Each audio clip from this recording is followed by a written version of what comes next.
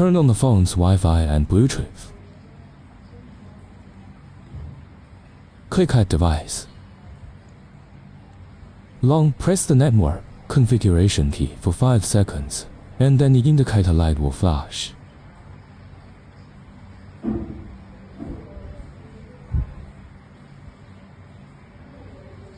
When choosing a network, you should select the 4G Wi-Fi and not the 5G Wi-Fi.